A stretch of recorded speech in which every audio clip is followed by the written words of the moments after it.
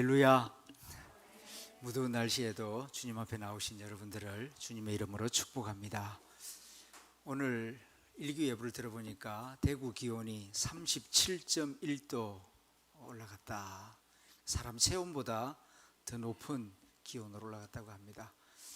지금이 1년 중에서 가장 더운 계절인데요.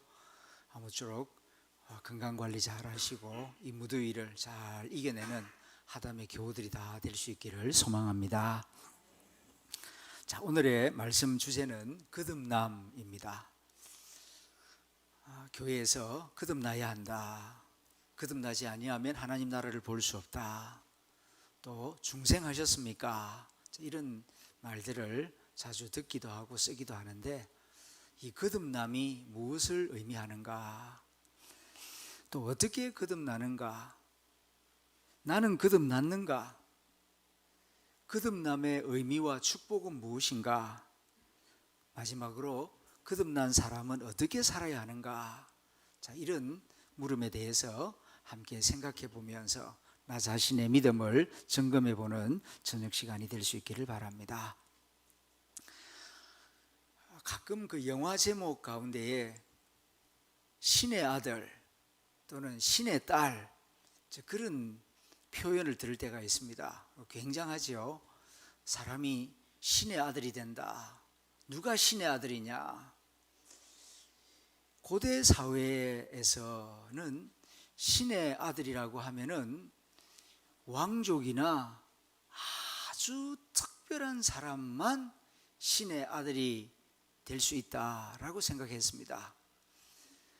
동양에서는 신의 아들이라는 말 대신에 천자, 하늘의 아들, 이런 표현을 쓰기도 했습니다. 그런데 성경을 보게 되면은 평범한 우리들도 신의 아들이 될 수 있다, 신의 딸이 될 수 있다, 우리에게 말씀해 주고 있습니다. 왕족만 되는 게 아니고 아주 특별한 사람만 신의 아들이 되는 것이 아니라 선남선녀들도, 심지어 죄를 많이 지은 사람이라도 신의 아들이 될 수 있고 신의 딸이 될 수 있다 하는 놀라운 말씀을 우리에게 성경이 가르쳐주고 있습니다. 어디에 그 말씀이 나옵니까? 오늘 우리가 읽은 요한복음 1장 12절 말씀입니다. 한번 빈칸을 채워가면서 여기에 무슨 말이 들어가는지 한번 여러분 마음속으로 생각해 보시기 바랍니다. 이런 자는 다 하나님의 자녀가 된다. 하나님의 자녀가 된다는 게 신의 자녀가 된다는 뜻이 아니겠습니까? 누가 신의 자녀가 되는가? 어마어마한 돈을 가진 사람, 아니면은 귀족의 자녀, 아니면은 출중한 외모를 가진 자, 아니죠. 우리가 아는 요한복음 1장 12절 말씀에 따르면은 예수님을 마음에 영접하고 그 이름을 믿는 자, 그가 하나님의 자녀가 된다, 이렇게 가르쳐 줍니다. 많이 배웠느냐 적게 배웠느냐, 누구 집 아들이냐 딸이냐, 그건 중요하지 않다. 누구든지 예수님을 마음에 영접하고 그 이름을 믿으면, 어린아이든지 어른이든지 대통령의 자녀든지 아니면은 농부의 자녀든지 누구든지 예수님을 마음에 영접하고 그 이름을 믿으면 다 하나님의 자녀가 된다, 그렇게 가르쳐 줍니다. 이 놀라운 말씀이 어느 책에 기록되어 있다 그랬습니까? 요한복음, 성경 안에서도 요한복음 안에서도 1장 12절에 이 놀라운 말씀이 기록되어 있습니다. 도서관에 가면은 수십만 권, 수백만 권의 책이 있지만은 그 어떤 책에서도 신의 아들이 되고 신의 딸이 되는 길을 가르쳐주는 책이 없어요. 오직 성경책, 성경 안에서도 요한복음 1장 12절에 이렇게 하는 자는 신의 아들이 되고 신의 딸이 되리라, 이렇게 기록되어 있는데 그 책 이름이 요한복음 1장 12절이라고 하는 말씀입니다. 이 말씀 우리가 교회 다니면서 자주 듣다 보니까 감동을 잃어버릴 때가 많습니다. 그런데 이게 어마어마하게 놀라운 말씀입니다. 중요한 말씀입니다. 수천 년 동안 지내오면서 많은 사람들은 왕족이나 아주 특별한 비범한 사람만 신의 아들이 되고 신의 딸이 된다고 생각했는데, 그게 아니고 누구든지 예수님을 믿으면, 그 이름을 믿으면 하나님의 자녀가 되는 권세를 주셨다, 이렇게 가르쳐주고 있기 때문입니다. 다시 한번 여러분들에게 묻겠습니다. 누가 하나님의 자녀가 됩니까? 영접하는 자, 곧 그 이름을 믿는 자가 하나님의 자녀, 신의 자녀가 된다, 이렇게 가르쳐 줍니다. 그런데 여기서 우리가 한 가지 짚고 넘어가야 할 부분이 있습니다. 그 이름을 믿으면 하나님의 자녀가 되는 권세를 주셨다 그랬는데, 이 믿는다는 게 뭐냐 하는 것입니다. 그냥 입으로만 믿습니다 그러면은 그냥 다 되는가? 가만히 보면은 믿는다고 하는데, 예수님을 믿는다고 말했는데 사는 모습을 가만히 보면은 믿는 것 같지 않은 사람들이 들어 있습니다. 그래서 믿는다는 게 뭐냐? 저렇게 믿어도 믿는 거냐? 그냥 주문 외우듯이 예수 이름으로 그렇게 소리만 지르면 그냥 다 되는 건가? 그런 생각이 들 때가 있습니다. 여러분들이 짐작하시는 대로 믿는다고 하는 것은 주문을 외우듯이 단순히 입만 벌려서 믿는다 소리 낸다고 믿는 게 아니고 진심으로 믿어야 하나님의 자녀가 되는 권세가 주어집니다. 예수님을 진실로 믿어서 자신의 삶의 주인으로 영접하지 않고 말로만 믿는다, 또 머리로만 추상적으로 지식으로만 믿는다, 그것으로는 안 돼요. 그건 성경이 말씀하는 진짜 믿음이 아닙니다. 이 그림을 한번 보아주시기 바랍니다. 아주 간단한 그림입니다. 자, 의사가 제 3명의 환자에게 약을 처방해 줍니다. 이 약을 드시면은 금방 나으실 겁니다, 그렇게 의사가 말을 하는데 환자의 반응이 각각 달라요. 자, 가라고 하는 환자는 의사 선생님 말씀은 믿지만 약은 먹지 않겠어요, 그렇게 말하는 환자가 있습니다. 두 번째나 아이 제발 귀찮게 하지 마세요, 내버려 두세요, 그런 환자가 있습니다. 다 세 번째 환자입니다. 의사 선생님 그 약을 먹겠습니다, 약을 제게 주세요. 그리고 믿는다고 말할 뿐만 아니라 실제로 약을 받아서 먹는 환자가 있습니다. 자, 이 세 환자 가운데 누가 진짜 의사를 믿는 것입니까? 누가 병이 나을 것 같습니까? 당연히 다죠. 가 같은 경우에는 의사 선생님 믿는다고 말은 하지만 약은 안 먹어요. 이건 진짜 믿는 사람이 아니죠. 진짜 믿는 사람은 믿습니다, 말을 할 뿐만 아니라 약을 받고 또 약을 먹는 사람입니다. 그럴 때에 그 약이 내 안으로 들어가서 병을 낫게 하고 건강을 회복하게 할 것입니다. 간단한 겁니다. 믿는다고 하는 것은 간단한 겁니다. 진실로 믿는 사람은 간단해요. 그런데 진실로 믿지 않는 사람은 복잡합니다. 말이 많고요. 하여튼 이런저런 핑계가 많습니다. 머리나 말로만 믿는다는 것은 하나님의 자녀로서 참된 믿음이 아닙니다. 한 번 더 우리 자신의 믿음을 점검해 보겠습니다. 예제를 3개 여러분에게 드립니다. 어느 사람이 진짜 하나님의 자녀가 될 수 있습니까? 첫 번째는 나는 예수님을 믿기는 합니다.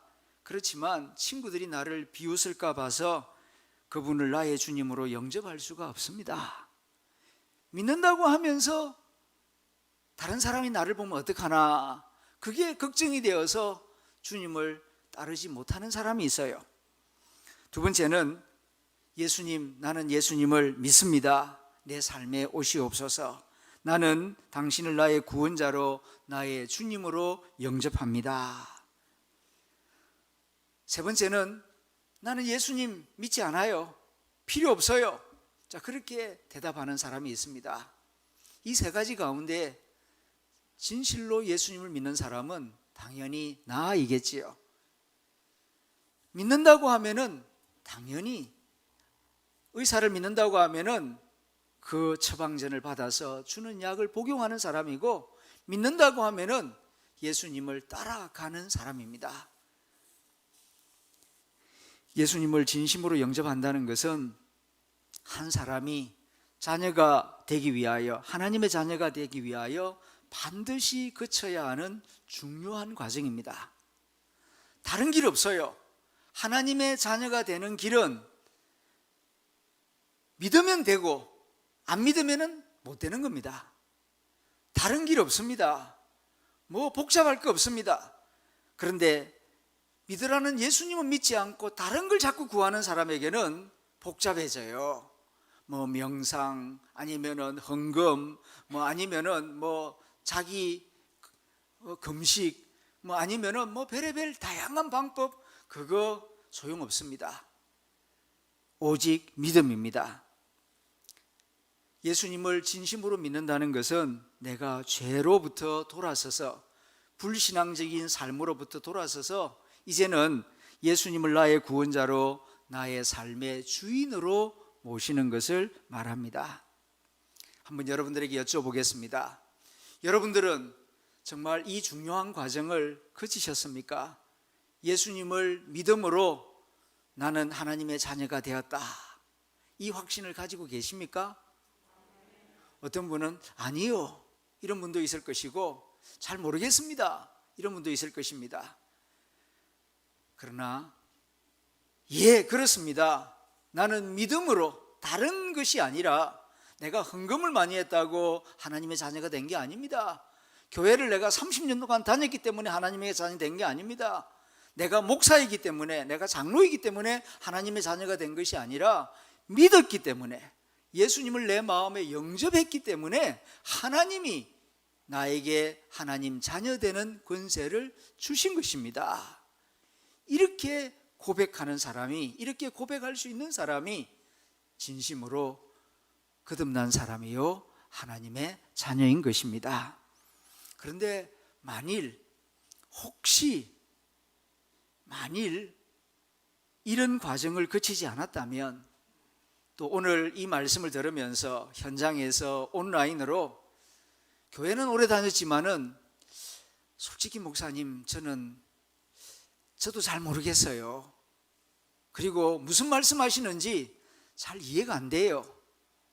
이해가 안 되는 사람도 분명히 있을 것입니다. 이건 교회를 오래 다녔다고, 나이가 많다고 이해가 되고, 나이가 적다고 이해가 안 되는 그런 문제가 아닙니다.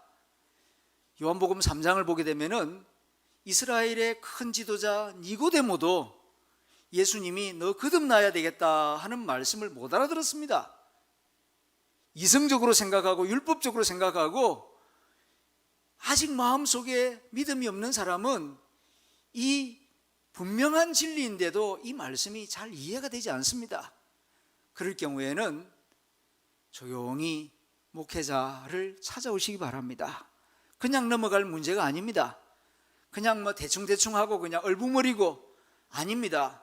교회를 계속 다니고 신앙생활을 계속 하시려면은 이 문제는 꼭 짚고 넘어가야 됩니다. 그래서 공개적으로 말하기가 어렵고 좀 애로사항이 있으면은 따로 꼭 저를 찾아오셔서 상담을 받으실 수 있기를 바랍니다. 자, 요한복음 1장 12절 오늘 말씀의 핵심이 되는데, 얼마만큼 다시 기억하느냐를 알아보기 위해서 저 빈칸에 어떤 단어가 들어가는지 한번 같이 채워넣도록 해보겠습니다. 시작. 영접하는 자, 곧 그 이름을 믿는 자들에게는 하나님의 자녀가 되는 권세를 주셨으니. 아멘. 하나님이 보내신 하나님 아버지의 독생자 예수님, 그 이름을 믿는 사람은 어떤 사람이 된다 그랬습니까? 왕의 가족 정도가 아니고요, 대통령의 가족 정도가 되는 게 아니고요, 재벌의 가족 정도가 되는 게 아니고 하나님의 가족이 된다. 하나님의 자녀가 된다는 게 하나님의 가족이 된다는 뜻 아닙니까? 천지 만물을 창조하신 창조주 하나님, 만왕의 왕이신 하나님의 가족이 된다. 얼마나 놀라운 축복인지 모릅니다.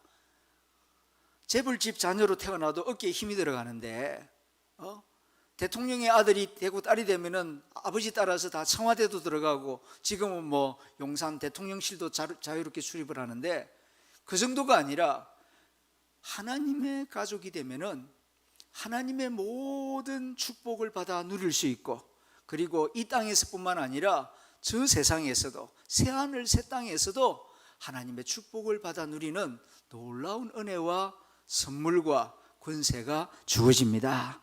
할렐루야.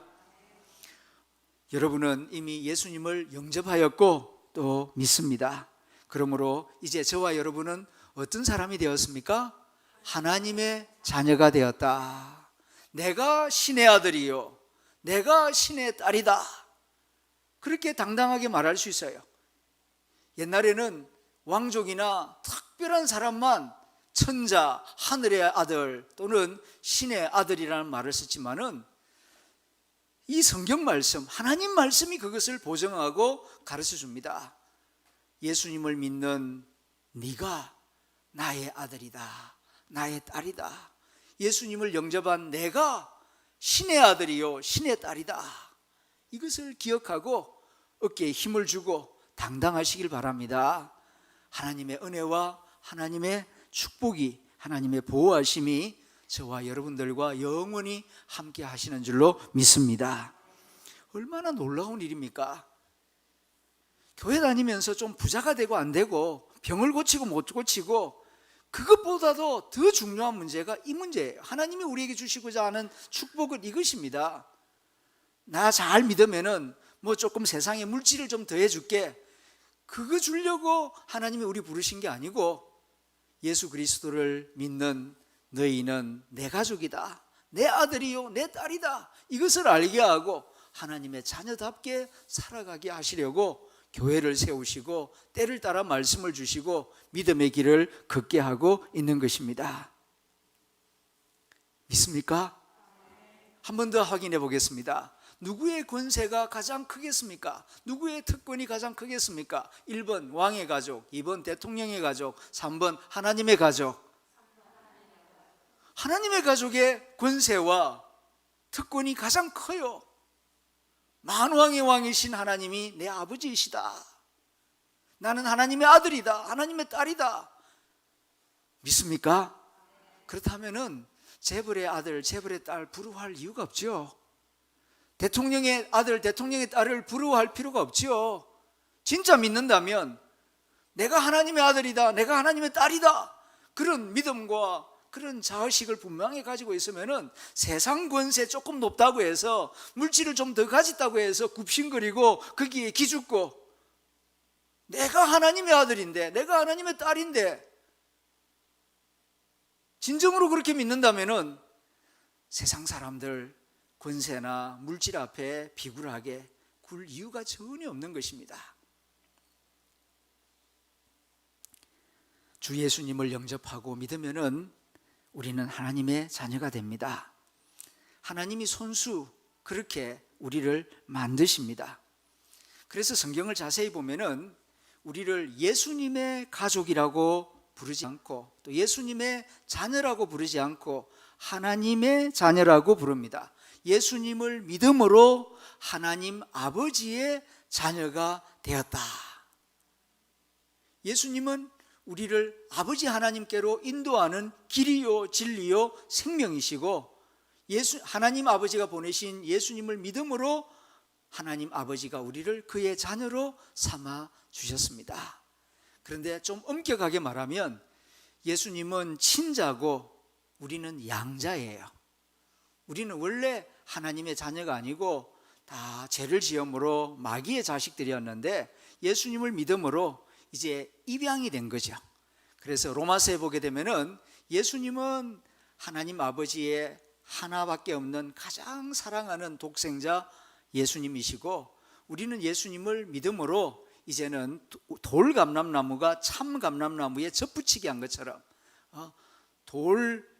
포도나무가 좋은 포도나무에 접붙이게 해서 진액을 받아서 이제 좋은 열매를 맺는 그런 양자 양녀가 되었다. 이렇게 예수님을 영접했을 때에 저와 여러분은 하나님의 가족으로 다시 태어났습니다. 자, 이것을 성경에서는 거듭난다라고 표현하는 것입니다. 육신적으로 태어나는 것은 이미 태어났죠. 어머니 아버지를 통해서 저희 아버지는 남씨이고 그래서 제가 남씨라고 하는 성을 받은 것입니다. 육신적으로. 그러나 이거는 땅의 생명입니다. 그런데 예수님을 믿음으로 하나님이 새 생명을 우리에게 주십니다. 그것을 하늘 생명, 다른 말로는 영생이라고 부릅니다. 그래서 이 육신의 생명은 부모로부터 받았고, 하늘 생명, 영원한 생명은 예수님을 믿을 때에 아버지 하나님이 주셨어요. 이 두 번째 생명을 받은 거예요. 이것을 거듭났다, 거듭남이라고 부르고 있는 것입니다. 거듭남은 우리로 하여금 새로운 가족이 되게 하십니다. 육신의 가족은 다 우리 일가 친척들이 따로 있죠. 그런데 우리가 예수 그리스도를 믿음으로 하나님이 주신 생명을 받았습니다. 그래서 우리는 교회 다니는 사람들이 새 가족이에요. 전부 다 하나님의 가족입니다. 그래서 엄격하게 이제 사실 교회 직분상 이제 호칭을 부릅니다만은 다 같은 아버지의 생명을 받고 사랑을 받은 형제 자매들이라고 할 수가 있습니다. 육신의 부모님은 육신의 생명, 땅의 생명을 주셨습니다. 그런데 하나님은 하늘 생명, 영생을 주셨습니다. 누구에게 이 하늘 생명, 영생을 주셨습니까? 영접하는 자, 곧 그 이름을 믿는 자에게 하늘 생명, 영생을 주셨습니다. 누가 주셨습니까? 하나님 아버지가 주셨습니다. 목사가 주는 게 아닙니다. 줄 능력도 없고, 만일 목사가 준다 그러면은 그건 사입입니다. 간혹 보다 보면은 그렇게 말하는 이상한 교주들이 있어요. 성경에 기록된 대로 영접하는 자, 곧 그 이름을 믿는 자에게 영생을 하나님 아버지가 주신다. 그런데 이러한 일이 어떻게 이루어지느냐? 요한복음 1장 13절 그 다음 구절에서 이 일이 어떻게 이루어지는지를 말씀해 줍니다. 같이 읽어보겠습니다. 시작. 이는 혈통으로나 육정으로나 사람의 뜻으로 나지 아니하고 오직 하나님께로부터 난 자들이니라. 아멘. 하늘 생명을 받은 자들, 영생을 받은 자들, 거듭남의 역사를 경험한 사람들은 혈통이나 육정으로나 사람의 뜻으로 된 게 아닙니다. 그럼 어떻게 이 일이 이루어졌습니까? 하나님께로부터 난 자들이다. 하나님이 우리를 구원하기 위하여 이렇게 구원의 방법을 자기 아들 예수님을 세상에 보내시고, 내가 보낸 예수를 믿으면 내가 하늘 생명, 영생을 주겠다. 왜 그렇게 하십니까? 그건 하나님 마음이죠. 그건 하나님이 우리를 사랑하셔서 율법으로는 다 구원이 안 되니까 하나님이 어떻게 하든지 구원하시기 위하여 새로운 방법을 계획하셨는데, 이제는 율법이 아니라 내 아들 예수를 보내서 내가 보낸 예수를 믿기만 하면 내가 영생을 주겠다 하는 것이 하나님의 작정이에요. 하나님의 결심이에요. 그리고 겸손하게 예수님을 마음에 영접하기만 하면 하나님이 자기의 크신 긍휼과 자비하심으로 예수님을 믿는 모든 자에게 다 영원한 생명을 주시는 것입니다. 할렐루야. 여기에 하나님의 큰 긍휼과 자비가 있습니다.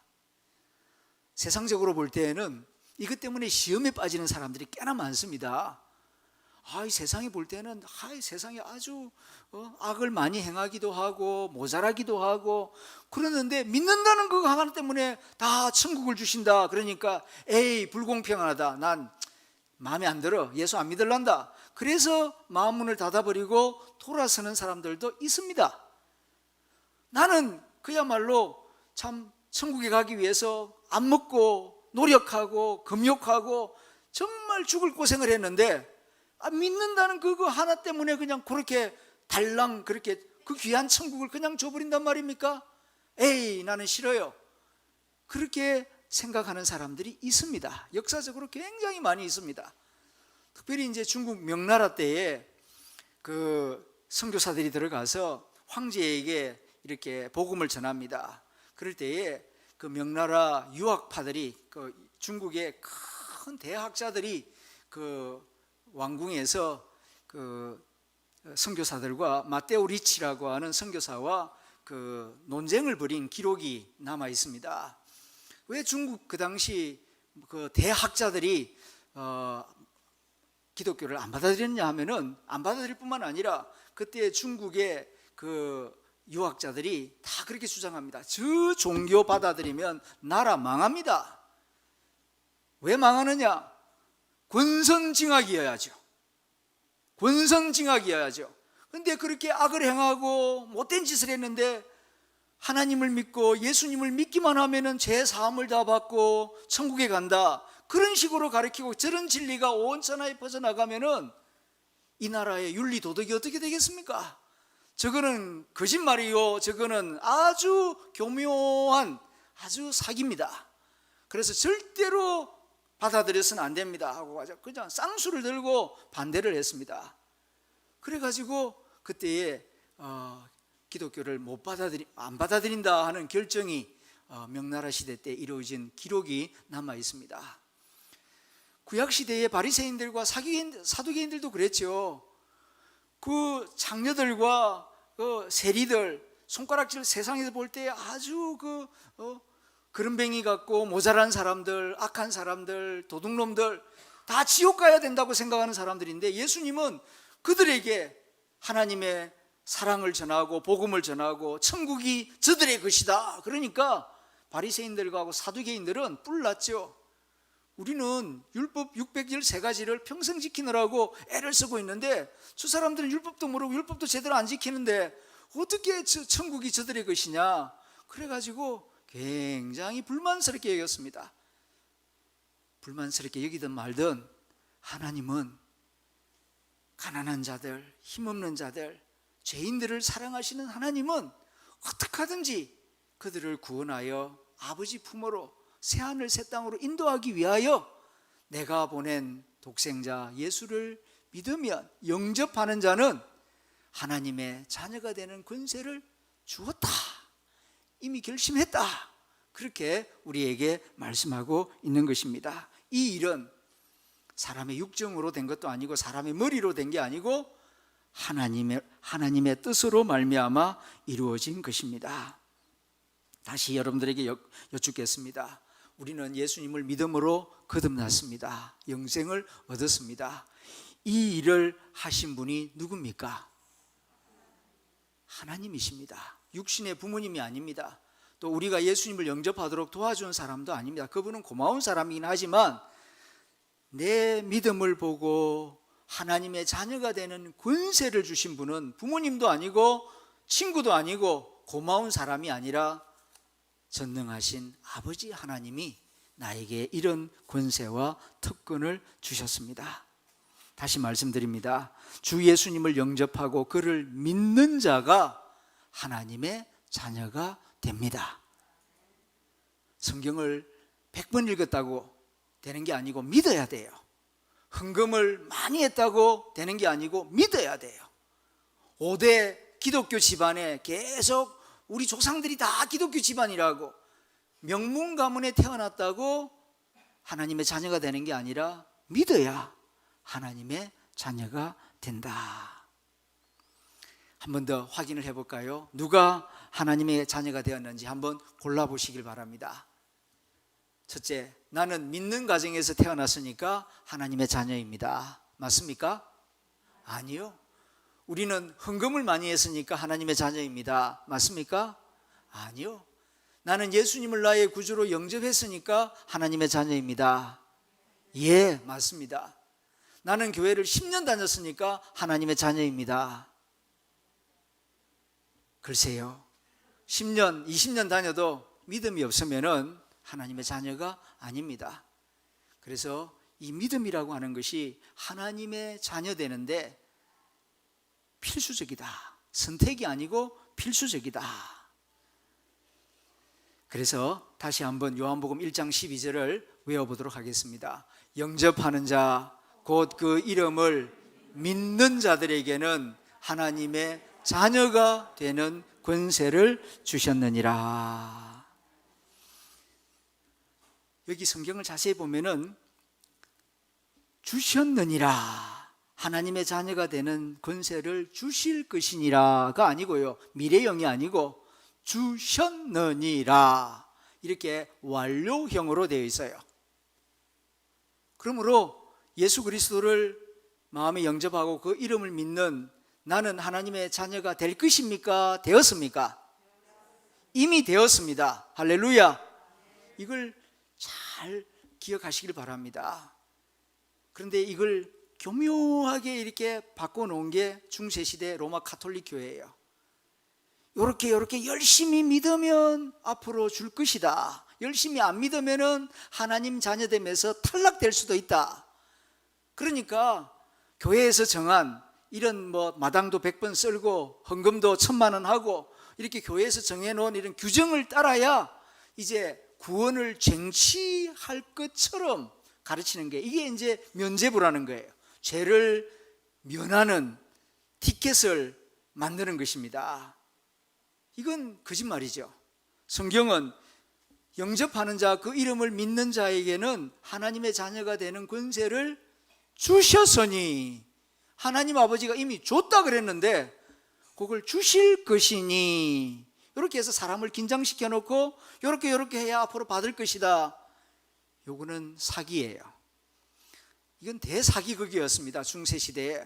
그래서 마틴 루터가 성경을 읽어보니까 이거 아니지 않느냐, 어디를 봐도 그렇게 안 돼 있는데 네가 하나님이냐?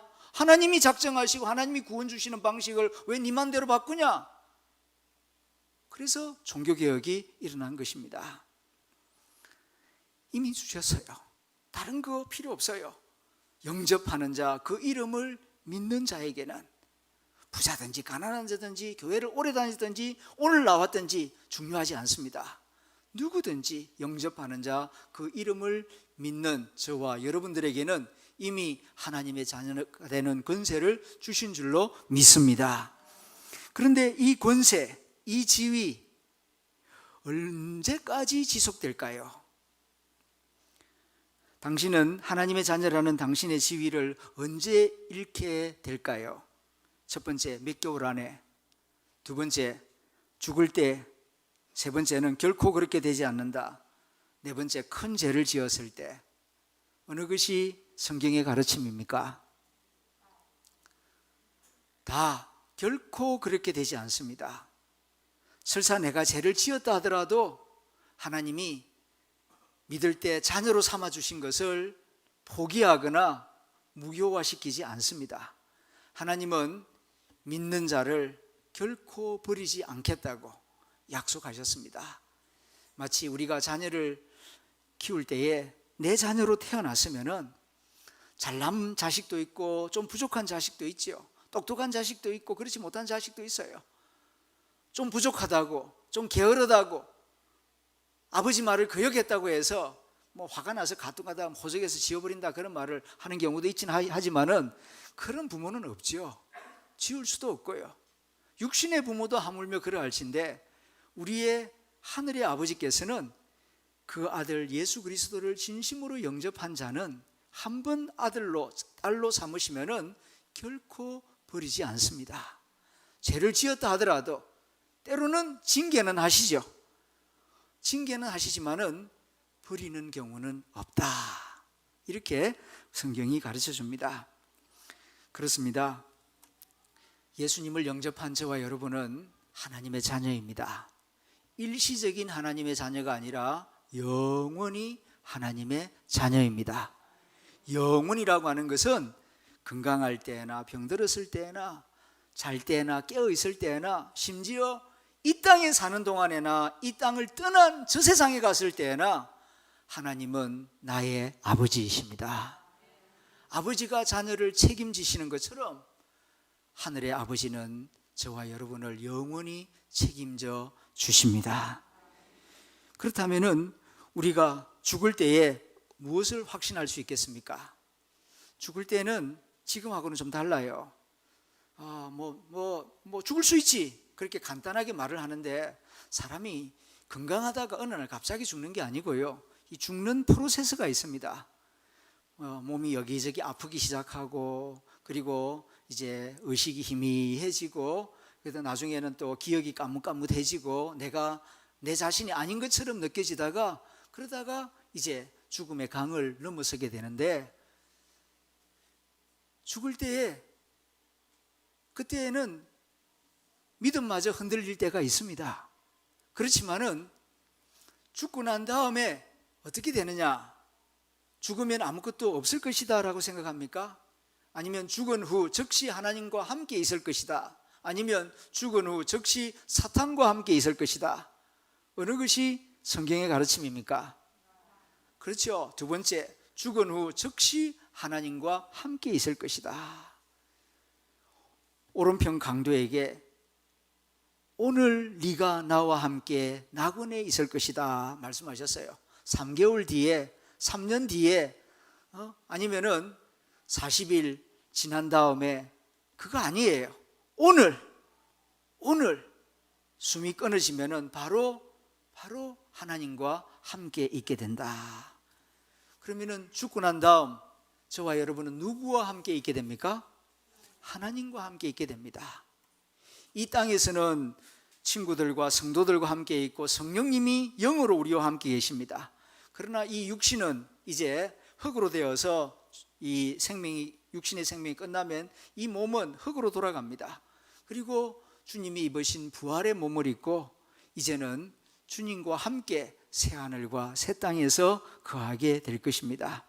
이것을 확신한다면 내가 예수 그리스도를 영접함으로 하나님의 자녀가 되었다, 하나님이 나의 아버지이시다, 내 이 육신의 몸은 육신의 아버지 어머니로부터 받았지만은 영원한 생명은 예수 그리스도를 믿을 때에 하나님 아버지가 나에게 주셨다, 이것을 확신하고 나는 하나님의 아들이요 하나님의 딸이다, 나는 신의 아들이요 신의 딸이다, 이것을 분명히 확신한다면 이제 우리는 누구를 의지하며 살아야 하겠습니까? 끝까지, 마지막까지 믿고 의지해야 할 분은 하나님이십니다.